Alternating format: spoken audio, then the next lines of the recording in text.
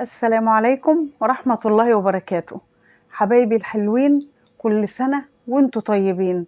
النهاردة يوم مش عادي، وقررت ان انا لازم اعمل فيديو النهاردة، برغم ان انا بقالي كتير قوي ما عملتش فيديوهات، وكل حبايبي واصدقائي واللي حواليا بيقولوا لي فين لايفاتك، فين فيديوهاتك، وحشتينا. فانا قلت مش هلاقي افضل من النهاردة ان انا اطلع لكم فيديو. طبعا بخص بالذات حبايبي واخواتي واصدقائي البورسعيدية، لان النهاردة عيدنا، عيد بورسعيد 23 ديسمبر، العيد القومي لمحافظة بورسعيد. كل سنة وكل بورسعيدي وبورسعيدية طيبين وبصحة وبسعادة وسلام، وربنا يجعل مصر بلدنا بلدا آمنا مطمئنا. النهاردة حبايب قلبي زي النهاردة من 68 سنة كانت أحداث عظيمة لا يمكن التاريخ ينساها أبدا، يعني تتسطر كده بسطور وكلمات من ذهب في تاريخ بورسعيد، تاريخ إجلاء أو خروج العدوان الثلاثي من محافظة بورسعيد. طبعا في أجيال كتيرة ما تعرفش يعني إيه العدوان الثلاثي، بتسمع عنه أو مجرد كلمتين كده في كتاب التاريخ وخلاص، لكن ما تعرفش إن ده يوم عظيم لا ينسى في حياة الشعب البورسعيدي. بورسعيد بتتميز بأبطالها ورجالتها الأقوياء الفدائيين اللي دافعوا عن بلدها، واللي وقفوا في وجه أكبر 3 دول في ذلك الوقت، اللي هم إيه بقى؟ أولا عايزة أعرف الأجيال الصغيرين، الشباب والأطفال، يعني إيه العدوان الثلاثي؟ كلمة ثلاثي يعني عدوان مكون من 3 دول، 3 دول اللي هم إيه؟ إسرائيل وفرنسا وبريطانيا. أيام جمال عبد الناصر لما أمم قناة السويس سنة 56، طبعا الدول دي اتجننوا ازاي جمال عبد الناصر يأمم القناة. يعني ايه أمم القناة؟ يعني القناة كلها تبقى تابعة لمصر، ودخل القناة يبقى تابع لمصر، وهي اللي تبقى مشرفة على القناة، يعني من الآخر القناة دي بتاعت مصر، انتوا مالكوش فيها. فطبعا اتجن جنونهم، وساعتها بقى عرفوا ان مصالحهم اكيد هتبقى مهددة، ومصر هتبقى مسيطرة ومتحكمة في قناة السويس، لان طبعا عارفين ان قناة السويس اكبر واهم مجرى ملاحي بيربط بين البحر المتوسط والبحر الاحمر. وطبعا عارفين كلنا او معظمنا قصة حفر قناة السويس ايام ديليسيبس. فطبعا قرروا واتفقوا ان هم يهجموا على مصر، وبدأوا فعلا بالهجوم على سيناء، ومن سيناء محافظات القناة اللي هي بورسعيد واسماعيلية والسويس. فطبعا قرروا أهل بورسعيد ساعتها إن هم يقفوا في مواجهة العدوان الثلاثي، ويبذلوا طاقتهم ضد العدوان الثلاثي. وده مش جديد على البورسعيدية، يعني بورسعيدية حكاياتها كتيرة جدا. من ضمن الحكايات انا هقول لكم دلوقتي يا حبايبي، يعني الغرض من الحلقة دي ايه؟ ان انا طبعا اهنئكم بعيد بورسعيد، وحاجة تانية ان انا اقول بقى للشباب البورسعيدي، شوفوا البورسعيدية اللي قدكم، الشباب والبنات الصغيرين كانوا بيعملوا ايه سنة 56 وسنة 52. يعني سنة 52 كان في طفل جميل اسمه نبيل منصور. نبيل منصور ده كان عنده حوالي 9 سنين. قرر ان هو يفجر معسكر الانجليز، لانه كان بيكره الانجليز جدا. فراح عند محطة القطر وجاب أقمشة أو توب كده قديم من القماش، وبدأ يقطعه قطع صغيرة، وجاب كوريسين اللي هو الجاز، وبدأ يبل القطع القماش دي، وراح عند معسكر الانجليز وهو مخبي الحاجات دي جوه ايه ملابسه. فطبعا الانجليز ما اخدوش في بالهم، لان ده طفل عيل بيجري وبيلعب. بدأ بقى ايه نبيل منصور كان معاه كبريت، بدأ يولع في قطع القماش اللي فيها كيروسين ويحدفها على خيام الانجليز في معسكر الجولف اللي في شارع محمد علي. ومن هنا لهنا بدأت الخيام دي تولع نار. المعسكر كله بقى جمرة نار. حاول بقى نبيل منصور ساعتها يدخل بين السلك الشائك علشان يجري ويولع بقية الخيام، يعني هو على قد اللي ايده طالته من بره، فكان عايز يدخل من جوه كمان. وهو بيجري لمحوه الجنود الانجليز، فلما لاحظ ان هم لمحوه حاول يهرب تاني من السلك الشائك، لكن للأسف ملابسه اتشبكت في السلك الشائك، فطبعا الانجليز ضربوه بالنار لدرجة ان دماغه دي اتفجرت. وده كان اول فدائي طفل في بورسعيد. من هنا بقى بدأت شرارة المقاومة وشرارة يعني حب البلد وكره الانجليز اكتر واكتر. وبدأ جوه بقى البورسعيدية طار قديم، عايزين بقى ايه ياخدوا بطار بقى نبيل منصور واللي زيه، يعني الفدائيين كتير، بس انا بقول لكم نماذج اللي هي النماذج المعروفة لينا.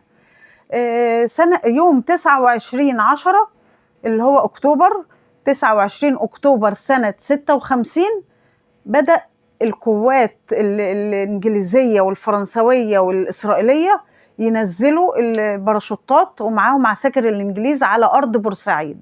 فمن هنا بقى بدأت المقاومة البورسعيدية.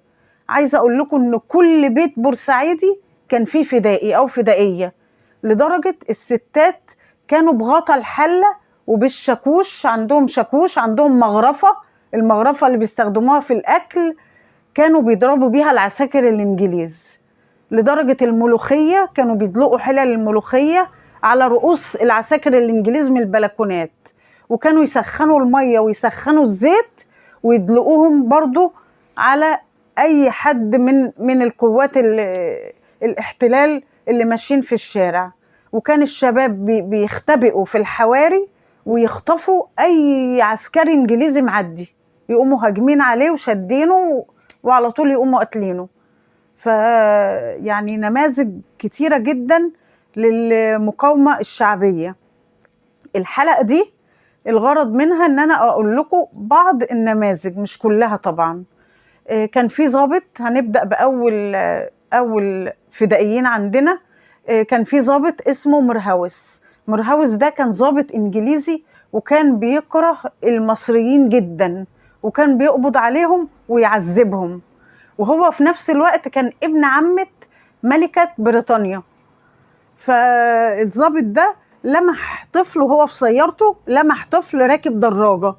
فكان اياميها الانجليز منعين ركوب الدراجات. ليه بقى منعين ركوب الدراجات؟ لان كان الفدائيين بيستغلوا الدراجات في انهم يلفوا في شوارع البلد ويكون معاهم قنابل ويرموها على الانجليز، فكانوا منعين منعا باتا ركوب الدراجات. فلقى طفل راكب دراجة، جرى وراه بسيارته. المهم الطفل وقع، قام الضابط مرهوس ده نزل من سيارته عشان بقى ياخد الدراجة ويضرب الطفل او يقبض عليه او حاجة زي كده. ففي الوقت اللي كان فيه مجموعة من الشباب بتترقبه او ماشية وراه عشان تعرف هو رايح فين، من ضمنهم علي زنجير وطاهر مسعد وعلي حمد الله ومين كمان عبد المنعم الشاعر، من ضمن المجموعة اللي قبضوا على مرهوس. أول ما الولد وقع وجرى عليه مرهوس، قاموا هم على طول هجموا عليه وأيدوه وحطوا منديل أو أقمشة على بقه عشان ما يصرخش، وحطوه في شوال. فراحوا بيه في مكان، يعني بيت كده كانوا متفق عليه، يعني أو مكان للتجمع، تجمع الفدائيين، وحطوه في صندوق، حطوا الشوال في صندوق وجروا على البيت ده اللي في عرابي علشان يخبوه او يساوموا مثلا بيه الانجليز، لان طبعا الانجليز اياميها كانت قابضه على فدائيين كتير، فكانوا عايزين يساوموهم بمجموعه من الفدائيين مقابل الضابط ده. فعرفوا بسرعه، الدنيا اتقلبت لما عرفوا ان الضابط مرهوس اختفى. قوات الاحتلال طبعا ما سكتتش، بدأوا ينتشروا في أنحاء المدينة.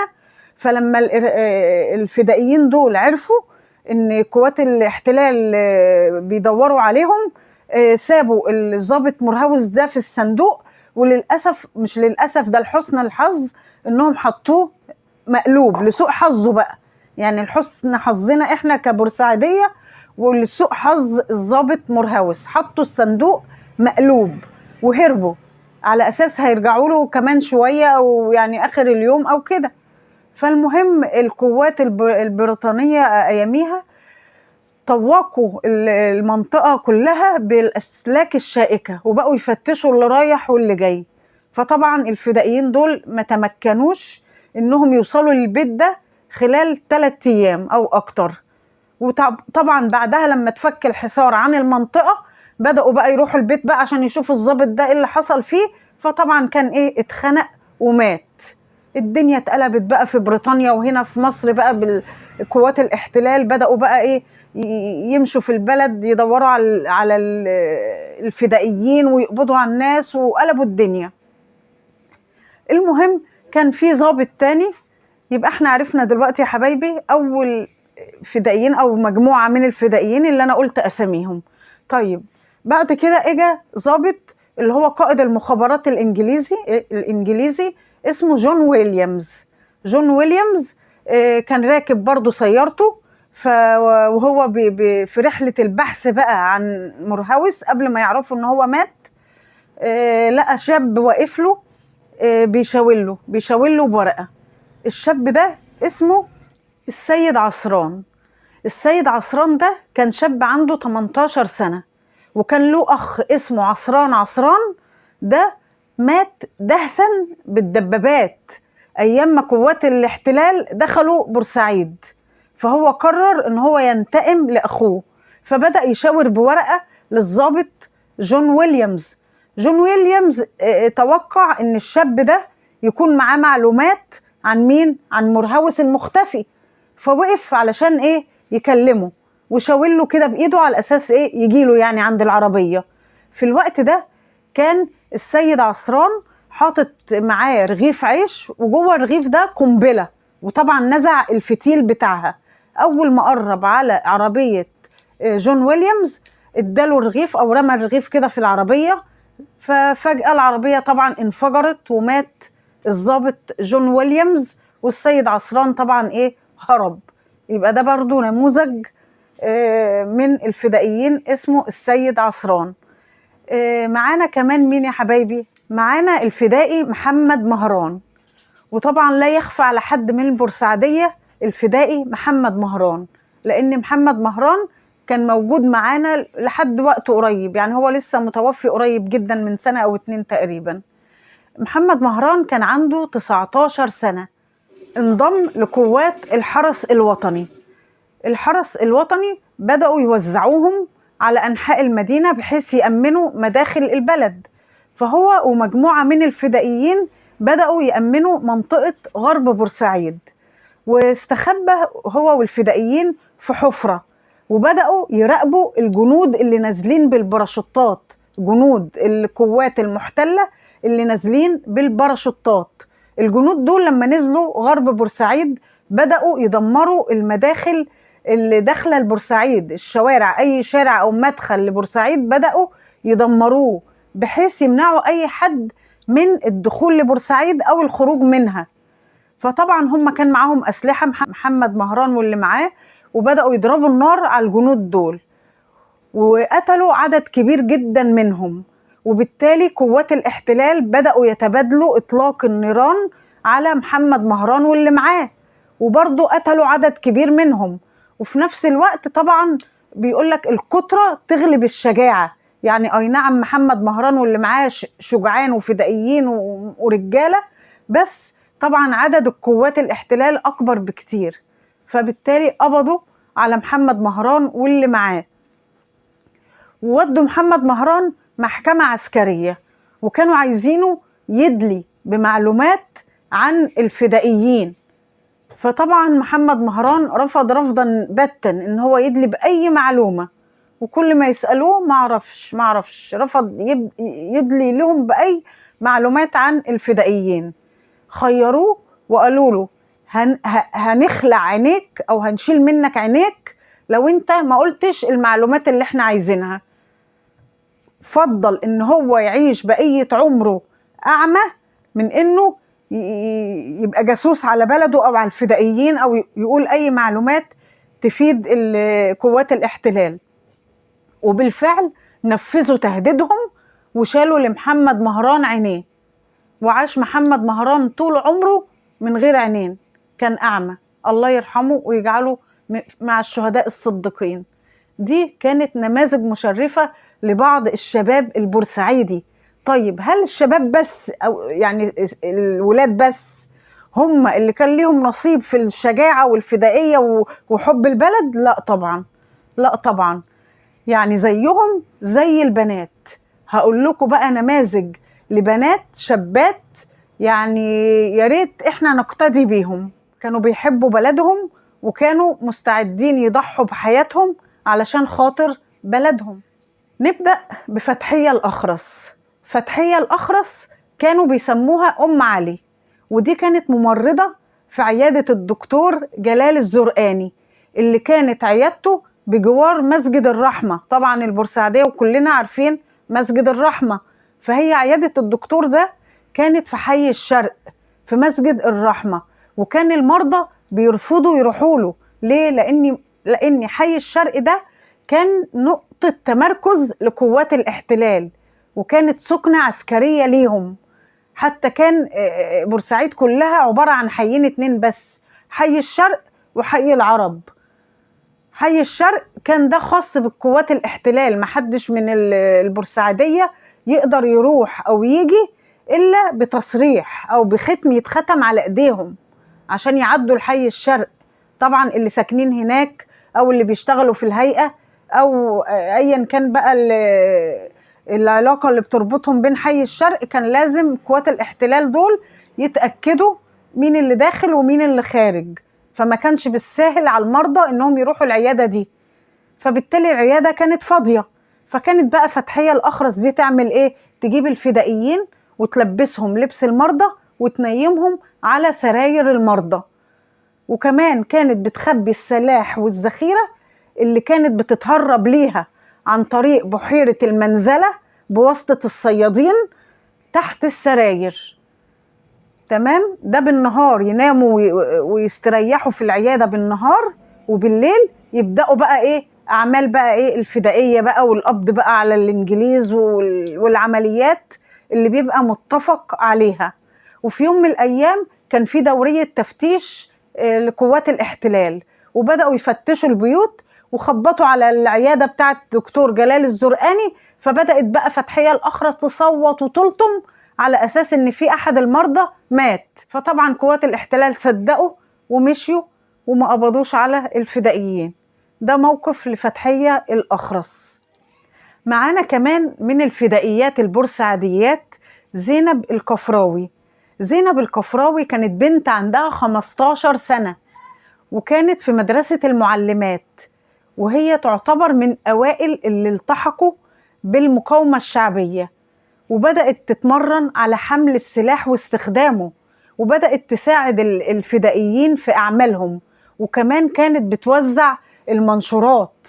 وما اكتفتش بكده، والدها كان بيعمل في اسم العرب أياميها، فكان في ملفات ومستندات سرية ما كانش ينفع ان المستندات دي توصل لإيد العدو، وهو لو كان دخل وفتش الاسم كان اكتشف الملفات دي. فهي ساعدت والدها في إخفاء الملفات دي في مكان سري بحيث قوات الاحتلال ما تعرفش حاجة عن الملفات دي. وما اكتفتش بكده برضو، زينب الكفراوي كانت جريئة جدا لدرجة انها جابت عربية بيبي من احد اقاربها وحطت فيها فعلا طفل رضيع قريبها، طفل صغنن، وحطت معاه اسلحة وذخيرة، وبدأت بكل جراءة تعدي من قدام قوات الاحتلال رايحة وجاية. وده ايه؟ معروفة ان هي بتعدي بالطفل ومحدش شك فيها. ليه؟ علشان تقدر توصل السلاح والذخيرة للفدائيين. معانا مين كمان يا حبايبي من الفدائيات؟ معانا أمينة الغريب. أمينة الغريب دي كانوا بيسموها أم الأبطال. ليه أطلقوا عليها اسم أم الأبطال؟ لأن كان عندها 3 شباب من الفدائيين الأبطال، اللي هم مين؟ محمد وعبد المنعم ويحيى، دول كانوا من الفدائيين، وكانوا دايما بيجمعوا في بيتها الفدائيين ويجمعوا قيادات البلد، وكان بيتها مقر للمسؤولين العسكريين، وبرضو كانت بتخبي في بيتها الأسلحة والذخيرة والمنشورات. وفي يوم من الأيام قوات الاحتلال نمى علمها وجود جهاز لاسلكي في المنطقة، فبدأوا يفتشوا كل بيوت المنطقة علشان يحصلوا على جهاز اللاسلكي ده. فلما جم عند بيتها عملت نفسها مغمى عليها وتعبانة، فلما لقوها كده مرضيوش يدخلوا البيت عندها، قالوا دي ست عيانة ومريضة، هندخل نعمل ايه؟ في الوقت اللي هي كانت مخبية جهاز اللاسلكي في دولاب ملابسها، وكانت بتحمي الفدائيين وبتقدم لهم الطعام والشراب، وكانوا بيباتوا عندها في البيت مع أولادها طبعا الشباب، ولذلك أطلق عليها أم الأبطال، وكرمها الرئيس جمال عبد الناصر. فدي يا جماعة كانت نماذج للفدائيين والفدائيات. ولو انتوا لاحظتوا تلاقي ان معظمهم شباب 15 18 19 حاجة و20، يعني شباب في عمر الظهور. يعني انا نفسي بقى الشباب البورسعيدية اللي للأسف يعني مش عايزة اقول ان ما عادش فيه اخلاق كما يجب، ما عادش فيه ايمان بالله كما يجب، شباب ضايع، شباب تافه. يعني نفسي ترجعوا كده لربنا وترجعوا لعقلكم، وتبقى الشباب دي قدوة ليكوا. يعني انتوا بورسعيدية ومعروف عنكم الشجاعة والفداء الوطن وحب البلد. يعني انتوا ليه كده؟ ليه بقينا وصلنا لكده؟ ده انتوا المفروض تفتخروا ان انتوا بورسعيدية. افتخروا يا جماعة بنفسكم، وارجعوا لربنا، وارجعوا لأخلاقنا ولعاداتنا ولتقاليدنا. هي دي اللي هتنفعنا، هي دي اللي هترفع بلدنا، هي دي اللي هتخلينا يعني في مقدمة الشعوب. يعني ربنا كده يا رب يصلح حالنا وحالكم. وأنا بحب بورسعيد جدا جدا جدا، برغم ان انا في الاصل مش بورسعيدية، يعني انا اصلي اسماعيلوية، بس كليتي بقى كانت هنا في بورسعيد، هندسة 5 سنين، واتجوزت هنا بقالي 30 سنة. تخيلوا بقى يا جماعة، يعني 35 سنة في بورسعيد. فخلاص يعني اخدتها كده بوضع اليد زي ما بيقولوا، اخدت الجنسية البورسعيدية بوضع اليد. فبحب البورسعيدية جدا وبحب بورسعيد، وربنا كده يا رب يجعل ايامنا كلها اعياد. واتمنى ان انتوا تكونوا استفدتوا من المعلومات اللي انا قلتها دي، وربنا كده يبارك فيكم يا رب العالمين. واشوفكم في فيديوهات تانية كتير، وكل سنة وكل البورسعيدية طيبين، وكل المصريين في خير وصحة وسعادة وراحة بال. والسلام عليكم ورحمة الله وبركاته.